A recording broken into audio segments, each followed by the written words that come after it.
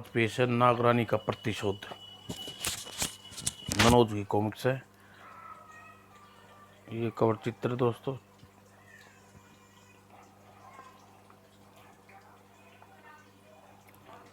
चलो दोस्तों शुरू करते हैं। संध्या का समय था। तारागढ़ युवा राजा प्रसन्नजीत ने राजमाता पद्मावती के कक्ष में प्रवेश किया। आओ प्रसन्नजीत, तुम कुछ परेशान लग रही हो क्या? माता, पतालोक से नागराज वासुकी का दूत आपके नाम पत्र लेकर आया है, तो इसमें परेशान होने की क्या बात है? माता, नागराज वासुकी ने आपको पत्र क्यों भेजा? क्या आप नागराज वासुकी से पूर्व परिचित हैं? प्रसन्नजीत, मैं तुम्हारे सभी प्रश्नों के उत्तर दूंगी, लेकिन नागराज वासुकी का पत्र पढ़ने के बाद लाओ पत्र मुझे दे दो। और राजमाता ने पत्र खोलने लगी। पूज्य भाभी को नागराज वासुकी का साधारण प्रणाम। भाभी, मेरी बेटी वसुंधरा अब युवा हो गई है। वादे के मुताबिक मैं आप उसका विवाह के पुत्र प्रसन्नजीत के साथ करना चाहता हूँ। महाराज, अब जीत रहे नहीं, सो यह पत्र द्वारा आपको सूचना भिजवा रहा हूँ। आप सिर्फ ही प्रसन्नजीत को पतालोक भेज दें, ताकि विवाह होने से पहले दोनों एक दूसरे से मिल लें। प्रश्न पढ़कर राजमाता मुस्कुरा उठी। ओह, तो यह बात है प्रसन्नजीत। नागराज वासुकी अपनी पुत्र वसुंधरा का विवाह तुम्हारे साथ करना चाहते हैं। क्या आप क्या कह रही हैं? नाग कन्या के साथ मेरा विवाह कैसे हो सकता है? प्रसन्नजीत, तुम्हारा हैरान होना स्वाभाविक है, परंतु आज से 22 वर्ष पहले तुम्हारे स्वर्गीय पिता महाराज अभयजीत और नागराज वासुकी ऐसा वचन दिया था। वचन? कैसा वचन माता? कृपया इस विषय में मुझे विस्तार से बताइए। ठीक है, मैं तुम्हारी उत्सुकता शांत करती हूँ, इसलिए मैं तुम्हें सारी बातें विस्तार से बताती हूँ। बेटा, यह आज से 22 वर्ष पूर्व की बात है, जब पतालोक में रहने वाले नाग एवं नागराज वासुकी अपने परिवार सहित यदा कदा पृथ्वी लोक पर भ्रमण करने के लिए आया करते थे। एक दिन नागरानी सर्पिका नागराज वासुकी से बोली, नाथ, पृथ्वी लोक पर इन दिनों बहुत बसंत ऋतु का आगमन हो चुका है। मैं अपनी सखियों के साथ पृथ्वी लोक पर जाकर बसंत ऋतु का अनुपम छटा देखना चाहती हूँ। प्रिय, ठीक है प्रिय, तुम्हें अपने सखियों के साथ पृथ्वी लोक पर जा सकती हो, लेकिन एक बात का ख्याल रखना, तुम रात्रि होने से पहले पृथ्वी लोक से वापस लौट आना। अच्छा नाथ। और तब नागराज वासुकी रात्रि होने से पूर्व पाताल लोक वापस लौटने का आश्वासन देकर नागरानी सर्पिका अपनी सखियों के साथ पृथ्वी लोक पर चल पड़ी और सीधी पृथ्वी पर जा पहुंची। पृथ्वी पर पहुंचे नागरानी वासुका सखियों के साथ जंगल में भ्रमण करने लगी। ओह, कितना सुंदर दृश्य है! आकाश चमकाता सूर्य अपनी किरणों चारों ओर फेंक रहा है। चारों ओर हरियाली है, हरियाली। हमारे नागलोक में ऐसा सुंदर मनमोहक दृश्य कहाँ? आप ठीक कहती हैं रानी नागरानी, पृथ्वी लोक वास्तव में बहुत सुंदर है। काफी देर तक सूरज ढलने लगा। कुछ देर बाद रात होने वाली है। नागराज ने रात होने से पहले नाग लोग वापस आने का आदेश दिया था, इसलिए हमें वापस लौटना चाहिए। जो ज्ञान नागरानी। और फिर सब तेजी से नदी की ओर चल पड़े। तभी को टप टप टप टप। अरे, ये आवाज़ सुनकर चौंक पड़ी। यह कैसी आवाज़ है नागरानी? लगता है घोड़े पर सवार कोई मनुष्य इधर आ रहा है। और नागरानी का अनुमान ठीक था। घोड़े पर सवार एक काना युवक उसके सामने आकर एकलौती आंख एक टकरानी सर्पिका को देखने लगा। ओह, इतनी सुंदर स्त्री, इसे तो मेरी पत्नी होना चाहिए। सुंदरी, तुम कौन हो? अत्युत्त सुंदरी स्वामिनी हो। क्या तुम हमारे महल की रानी बनोगी? यह सुनते ही रानी सर्पिका का तन बदन में आग लग गई। क्रोध से पुकारते हुए बोली, असभ्य मानव, कौन है तू? तुम्हारी यह कहने की हिम्मत कैसे हुई? ओह सुंदरी, तुम तो गुस्से में हो, ज़्यादा खूबसूरत लगती हो। वैसे तुम्हारी जानकारी के लिए बता दूं, विशालगढ़ का राजा जयमौली हूँ। राजा जयमौली, लगता है तुम्हारा अंत निकट आ गया है, तभी तुम अनुगलन प्रयाल कर रही हो। मैं अभी तुम्हारी दृष्टा का मजा चखाती हूँ। तभी उसकी दृष्टि जयमौली के गले में पड़ी माला को देखकर ठिठक गई। ओह कहकर राजकुमारी भटकी। ओह दुष्ट ने तांत्रिक द्वारा सिद्ध की हुई तांत्रिक माला पहन रखी हुई है। माला के रहते इस दुष्ट को चाहकर भी कुछ न बिगाड़ सकूंगी। सर्पिका को रुकते देख जयमौली ने कहा, तुम रुक क्यों गई सुंदरी? आगे बढ़ो, हम तुम्हारे हाथों मरने तक के लिए तैयार हैं। आगे बढ़ो, चलो। रूप का हम पर अपने रूप का बाण। उसकी निष्कृत बात सुनकर नागरानी सर्पिका क्रोध से बल खाती हुई उसे बोली, जयमौली, तुम्हारा भाग्य अच्छा है जो तुम इस समय सिद्ध की हुई तांत्रिक की माला पहनी हुई है। अगर ऐसा न होता तो तुम्हें जीवित न छोड़ती, तुम्हें इस उस पर परलोक पहुंचा देती। हा हा हा, डर कर अपन डर कर, हा हा सुंदरी, डरने की बात नहीं है। तुमको ऐसे ही कह रही हो जैसे तुम कोई नागिन हो। जयमौली, तुम ठीक कह रहे हो, मैं नागिन हूँ, नागलोक की रानी सर्पिका। सर्पिका, चाहे तुम नाग रानी हो चाहे मानव, इसमें मुझे कोई लेना देना नहीं है। मैं तो हर हाल में अपनी रानी बनना चाहता हूँ। वह दिन तेरे जीवन में कभी नहीं आएगा नीच। और फिर क्रोध में कांपती हुई सर्पिका तुरंत नागिन के रूप में परिवर्तित हो गई। और तत्पश्चात, दुष्ट मानव, इस समय मैं जा रही हूँ, लेकिन ये ध्यान रखना, यदि तूने राजा को मजा चखाने मैं पृथ्वीलोक पर आऊँगी, यह तो वास्तव में नागिन है। और नागिन के इस इशारा पर सारी सखियाँ भी रानी के रूप में परिवर्तन होगी। नागिन के रूप में परिवर्तन हो गई। और फिर वे तेजी से नदी की ओर बढ़ने लगी।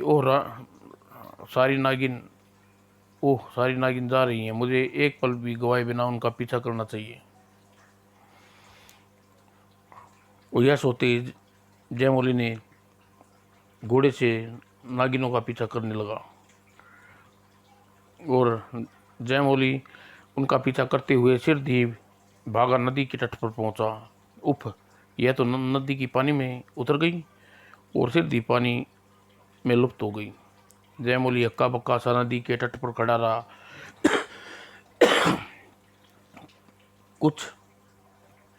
कुछ भी हो, रानी सर्पिका को पाकर रहूंगा।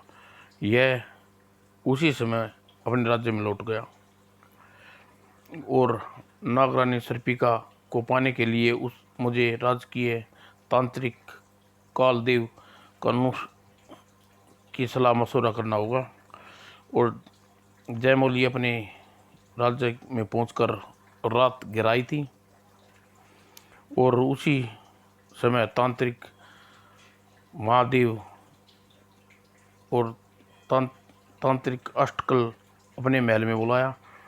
महाराज, आपने इस समय हमें कैसे याद किया? महाराज, आप कुछ परेशान लग रहे हैं। तुम ठीक कह रहे हो तांत्रिक अष्टकल, नागलोक की रानी सर्पिका हमारे मन को आंदोलित करके नागलोक चली गई हैं। यह आप क्या कह रहे हैं ना महाराज? क्या नागलोक की रानी सर्पिका आपसे मुलाकात हुई थी? हाँ तांत्रिक अष्टक, आज त्रिशूल वन में हमारी भेंट हुई थी। हमने उससे कहा कि वे हमसे विवाह करना चाहते हैं, हमारी रानी बने। जयमौली ने कालदूत को विस्तार से सारी बात बताई। जयमौली की सारी बात जानकर अष्ट चौका। महाराज, नागरानी सर्पिका आपसे युद्ध क्रुद्ध होकर नागलोक चली गई है, यह ठीक नहीं हुआ। अष्टक, क्या तुम क्या कहना चाहते हो? महाराज, तांत्रिक अष्टक ठीक कह रहे हैं। नागलोक जाकर नागरानी सर्पिका वासुकी से सारी बात बताएगी और क्रोध में आकर नागराज वासुकी समस्त नागों के साथ विशालगढ़ पर हमला कर देगा और विशालगढ़ की प्रजा आपके लिए ठीक नहीं होगा। नागराज वासुकी यदि ऐसा किया तो महाराज, विशालगढ़ में न जीवित बच्चे बचेंगे, न विशालगढ़ का प्रजा और न ही जीवित प्रजा ही जीवित बचेगी। ओह, यह तो हमने सोचा ही नहीं था। जयमोल सोच में पड़ गया। तब बहुत सोचने पर हमें कोई सुझाव दो। दोनों तांत्रिक से बोला, तुम दोनों हमें कोई सुझाव। तब कालदेव ने बताया, महाराज, नागलोक वासुकी क्रोध में बचने के लिए एक उपाय इसी पल तांत्रिक यज्ञ करके विशालगढ़ की सीमाओं को अभिमंत्रित कर दिया जाए। ऐसा करने से नागराज वासुकी चाहकर नागों की सेना के साथ विश्वासगढ़ में प्रवेश नहीं कर पाएगा। यदि उसने ऐसा किया कि चेष्टा की तो विश्वासगढ़ में सीमा प्रवेश करने तो जल कर भस्म हो जाएगा। ओ तांत्रिक कालदेव, तब तुम सिर दिए ऐसा करो। और जो आज्ञा। और कुछ देर बाद ही कालदेव ने अष्ट तांत्रिक पूजा शुरू कर दी और सिर दी। तांत्रिक अष्टक और तांत्रिक कालदेव, कहो मेरे लिए क्या आज्ञा है? ज्वाला प्रेत इसी आमंत्रित किए हुए जल को ले जाकर इसी समय पूरे समय विश्वास गढ़ के चारों ओर छिड़काओ। जो आज्ञा। और ज्वाला प्रेत ने कालदेव से आमंत्रित किया हुआ जल लिया और आकाश में उड़ गया और फिर विशाल गढ़ के चारों तरफ सीमा में आमंत्रित करके जल छिड़क दिया। मेरे लिए और कोई आज्ञा? तुम्हारा कार्य पूरा हो चुका है ज्वाला प्रेत, अब तुम जा सकते हो। आज्ञा पाप ज्वाला प्रेत तुरंत ही अदृश्य हो गया। तत्पश्चात, महाराज, अब डरने की कोई बात नहीं। अब नागराज वासुकी चाकर भी आपके विशालगढ़ में कुछ नहीं बिगाड़ सकता। यह सुनकर जयमौली निश्चिंत हो गया। और इधर जब नागरानी सर्पिका वापस नागलोक पहुंची, नागरानी, तुम्हारा मुंह कुछ उतरा हुआ है, क्या बात है? पृथ्वी लोक पर बसंत ऋतु तुम्हें पसंद नहीं आई? ऐसा नहीं है नागराज, मेरी उदासी का कारण तो दूसरा है। तो जल्दी से हमें अपने उदासी का कारण बताओ, हम भी जाने हमारी नागरानी क्यों उदास है। नागराज, पृथ्वी पर एक दुष्ट व्यक्ति ने मुझे अपनी गंदी निगाह डालते हुए मुझे कुछ अपशब्द कहे। नागरानी ने नागराज को विस्तारपूर्वक बता दिया। नागरानी की सारी वस्तु स्थिति जानने के बाद नागराज पुकारा उठा। पृथ्वी के उस नीच कीड़े जयमौली की इतनी हिम्मत, वह हमारी रानी पर बुरी दृष्टि डाले, हम उससे दंड अवश्य देंगे, तभी मेरे दिल को ठंडक पहुंचेगी महाराज।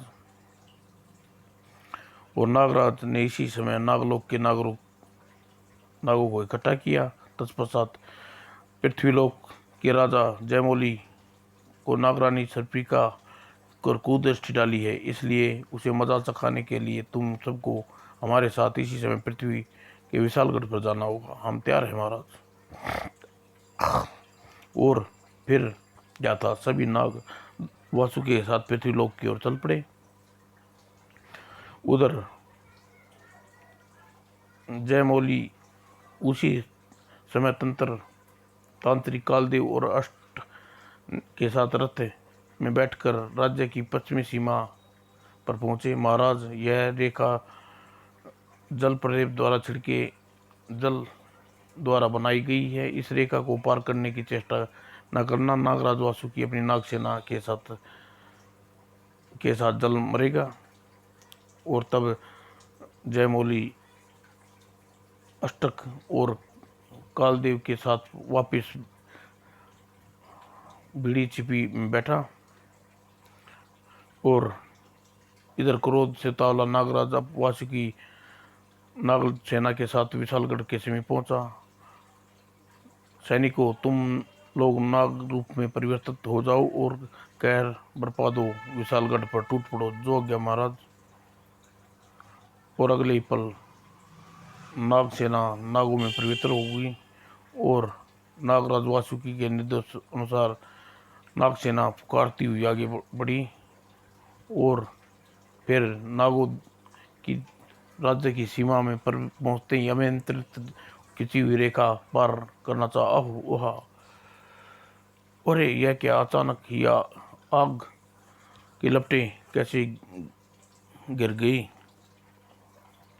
सिर दी आमंत्रित पक्षी समस्त नाग जलकर भस्म हो गए और तभी हक्के बक्के नागराज वासुकी की दृष्टि आमंत्रित रेखा पर गई। ओह, यह चक्कर है।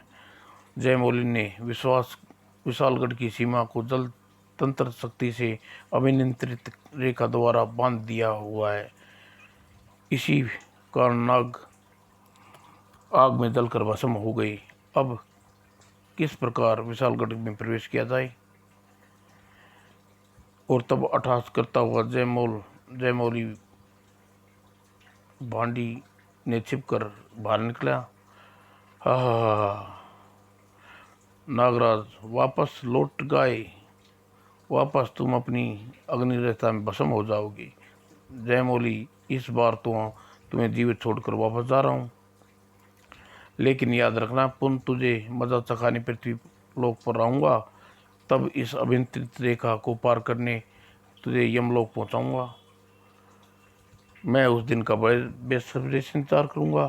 अठासा लगता हुआ कालदेव वापस नगर की ओर लौट गया और महल में पहुंचकर जयमौली ने दोनों तांत्रिकों से कहा, आज मैं जान गया तंत्र में कितनी शक्ति है।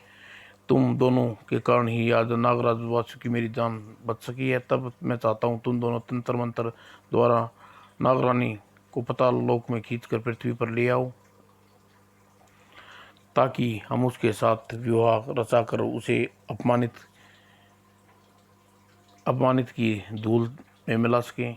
यह कौन सा मुश्किल कार्य है महाराज। इसके लिए हमें अहित्य ये करना होगा।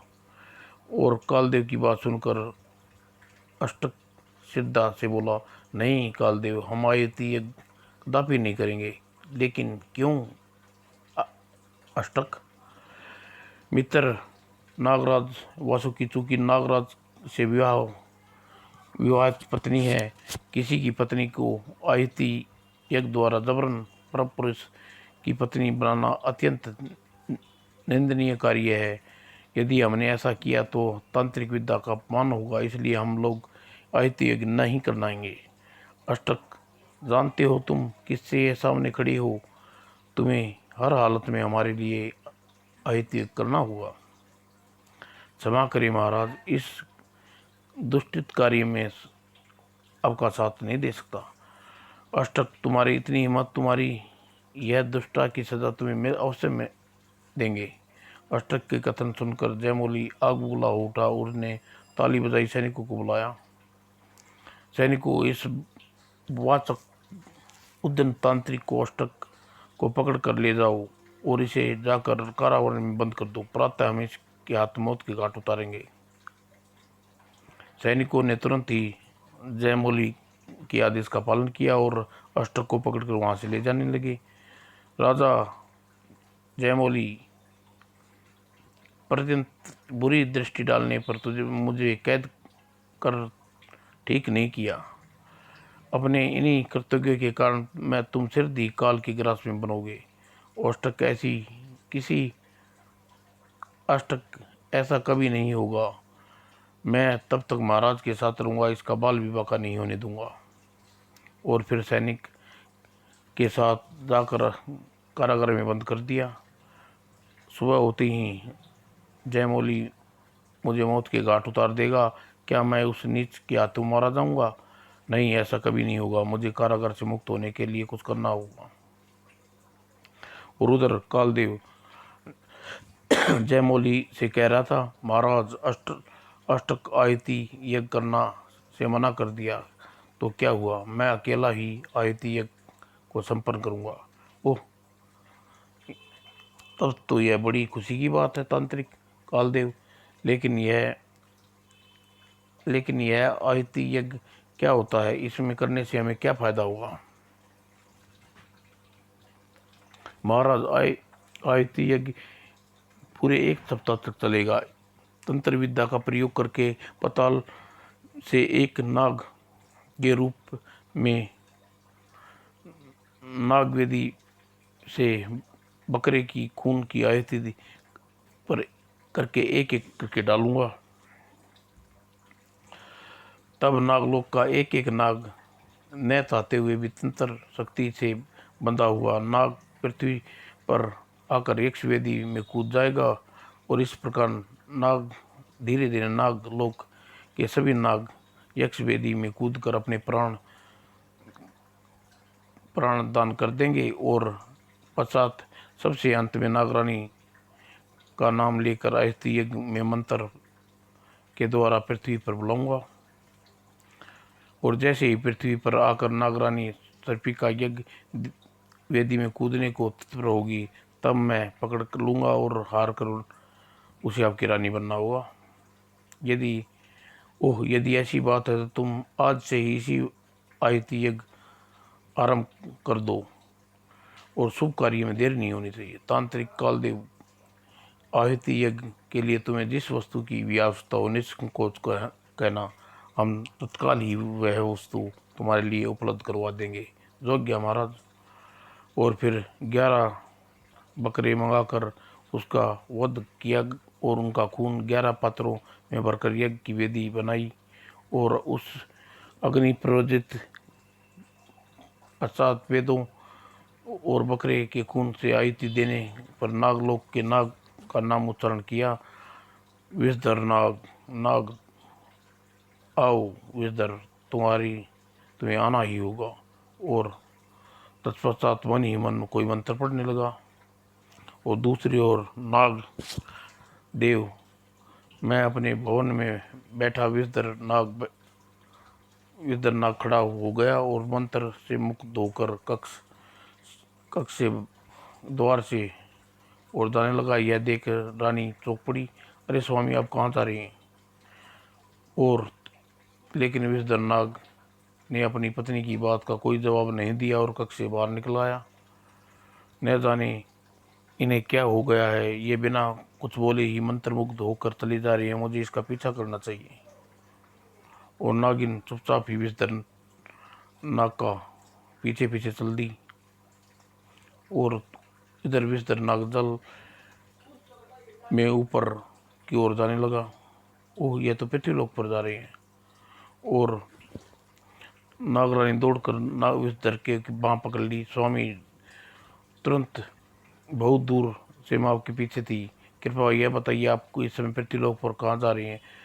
नीलगिरी विशालगढ़ राज्य के तांत्रिक ने आयती यज्ञ की वेदी ने मेरे नाम की आयती डाली है। मैं आयती में बंधा पृथ्वी लोक जा रहा हूँ। मुझे विशालगढ़ जाकर आयती यज्ञ की वेदी में कूदना है ही होगा। इसलिए मेरा पीछा करना छोड़ दो, नागलोक लौट जाओ।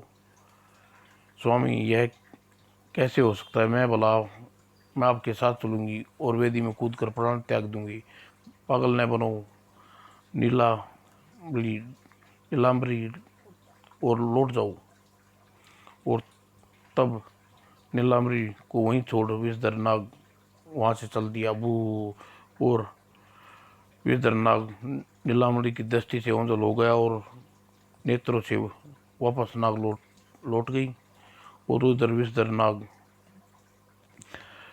उस स्थान पर पहुंचा जहाँ तांत्रिक कालदेव आयती कर रहा था। देखिए महाराज, विषधर नाग मेरे आह्वान पर आ गया है। कालदेव, तुम वास्तव में महान तांत्रिक हो। तंत्र विद्या में तुम्हारे असंभव को भी संभव कर डाला। तंत्र की वेदी पर अब आकर विषधर ने चुपचाप खड़ा हो गया और अपनी आंखें मूंद ली और तत्पश्चात ही अपने रूप सर्प रूप में आ गया। ओह, आहा हा, और यज्ञ वेदी की लपटों में विषधर नाग नाग विषधर नाग सिरधी भस्म हो गया। उधर कारागार में कैदी तांत्रिक अष्टन्ना अपने गले में पड़ी तांत्रिक माला उतारी और मन ही मन कोई मंत्र बुदबुदाने लगा। और तांत्रिक माला, मुझे यहाँ से उड़ा कर किसी दूसरे राज्य में मेले चल, जो गया स्वामी। और अगले ही पल और सिद्ध उड़ता हुआ अष्टक तारागढ़ के राज्य में पहुंचा। तारागढ़ महल में मुझे इस राज्य में उतार दे। और अष्टक का आदेश पाकर तांत्रिक माला ने नीचे उतारने लगी। कुछ ही देर बाद ही तांत्रिक के बाद अष्टक तारा राज्य की भूमि पर उतराया और उधर रोती हुई नीलाम्बरी नागिन पाताल लोक के राजा वासुकी के पास पहुंची। नीलाम्बरी, क्या बात है, तुम क्यों नीलाम्बरी, क्या बात है, तुम क्यों रो रही हो? नागराज, मेरा सुहाग उजड़ गया। मेरा पति तांत्रिक कालदेव की आयति के युग में अंतिम अग्नि में जलकर भस्म हो गया। ओह, विशालगढ़ के राजा जयमेली ने क्रूरता पर उतराया है। मेरा सुहाग उजड़ गया महाराज, पर मैं चाहती हूँ कि मेरा तरह नागलोक के अन्य नागिनों का सुहाग न उजड़े। नागराज सोच में पड़ गया। कुछ सोचने के बाद नीलाम्बरी ने कहा, नीलाम्बरी, तुम फिक्र न करो। तांत्रिक महादेव के यज्ञ को किसी भी का सूरत में सफल नहीं होने देंगे। और नागराज आश्वासन देकर नीलाम्बरी उसके पास से चली गई। और तब नागराज ने परेशान अपने महल में पहुंचे। नागराज, आप कुछ परेशान लग रहे हैं। नागरानी, बहुत ही कुछ परेशानी होने वाली है। राजा जयमौली के कहने पर तांत्रिक कालदेव ने विशालगढ़ में आयति युग का आयोजन किया है और कालदेव के तंत्र मंत्र शक्ति से बंधे नाग एक एक करके पृथ्वी लोक पर आयति की वेदी में भस्म होने जा रहे हैं। ओह, यह तो सचमुच ही परेशान होने वाली बात है नागराज, लेकिन आप इस संकट की घड़ी में महादेव को क्यों नहीं याद करते? वे अवश्य ही इस घटना का छुटकारा दिलाएंगे। ओह, यह तो मैं भूल ही गया था। और नागराज वासुकी ने उस समय शंकर भगवान की आयति करने लगा। महादेव, सिद्धि दर्शन देकर अति कृपा करे। और सिद्धि महादेव नागराज के समक्ष प्रसन्न थे। आंखें खोलो महाराज। नागराज, कहो मुझे कैसे याद किया? महादेव, मैं बहुत संकट में हूँ। संकट की इस घड़ी में आप मेरी सहायता करें।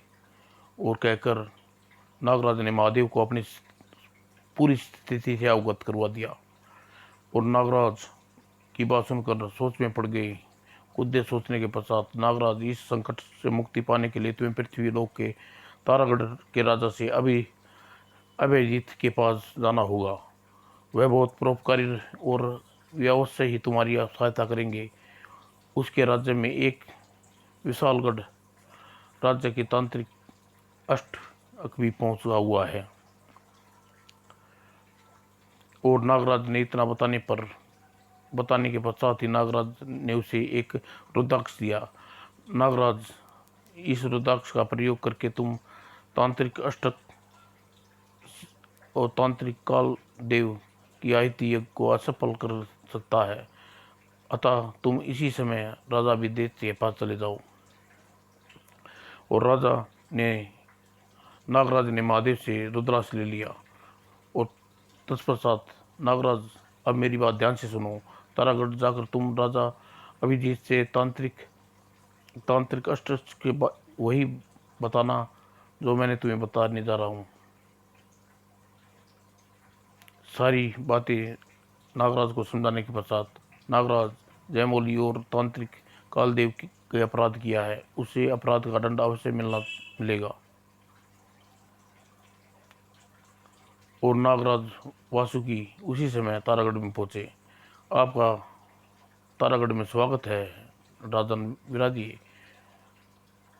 अभिजीत ने आदर सहित नागराज को अपने समीप बिठाया। तत्पश्चात राजन विशालगढ़ का राजा जयमौली पाताल लोक को समाप्त करने के उद्देश्य से तांत्रिक कालदेव द्वारा अहिति यज्ञ कर रहा है, जिसमें कूद कूद कर नाग आत्महत्या कर रहे हैं। नागराज के विस्तार से पूर्व अभिजीत को सारी बात बताई। नागराज की सारी बात जानने के पश्चात राजा जयमौली ने आपके साथ अच्छा नहीं किया नागराज, ये तो आपकी पत्नी पर बुरी नीयत डाली, ऊपर से नागलोक का नष्ट करना पर तुला हुआ है। नागराज बताइए मैं क्या करना होगा। नागराज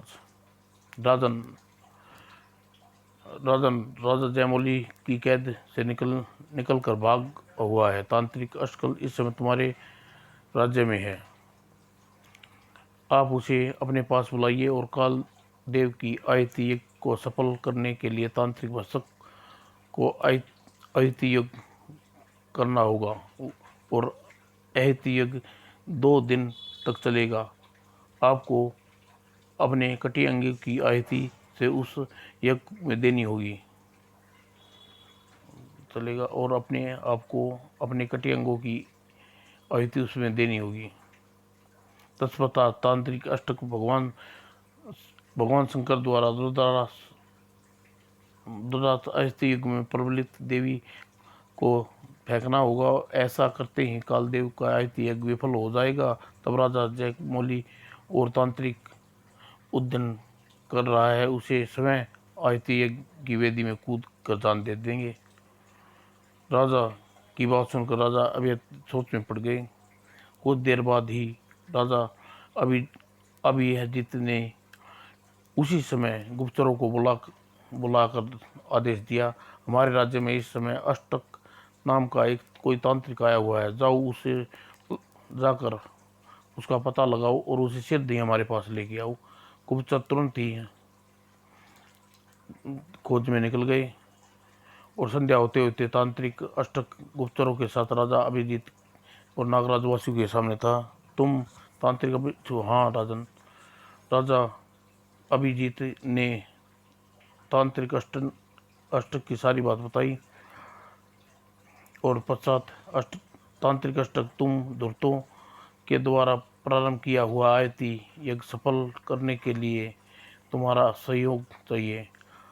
क्या तुम नाग वंश को बचाने के लिए आयति यज्ञ करना चाहोगे। राजन राजा जयमौली और तांत्रिक कालदेव को मजा चखाने के लिए मैं संग्रह से आयति यज्ञ संपन्न करने के लिए तैयार हूँ। और अगले दिन शुभ मुहूर्त देखकर तांत्रिक अष्टकल ने की देखरेख में आयति यज्ञ आरंभ हो गया। उधर विशालगढ़ में नाग किस प्रकार यज्ञ की वेदी में कूद कूद अपनी जान दे रहे हैं। राजन वह दिन दूर नहीं जब नागदेव और नाग रानी और सर्विका और आपके चरणों में पड़ी भीख मांग रही होगी और रूप सुनीता को ही ऐसी नीचा दिखाना चाहते हैं कालदेव। और उधर तारादेव राजन आपका त्यागा दूत है, आपके संयोग के लिए यह आहुति यज्ञ पूरा हो पाया है।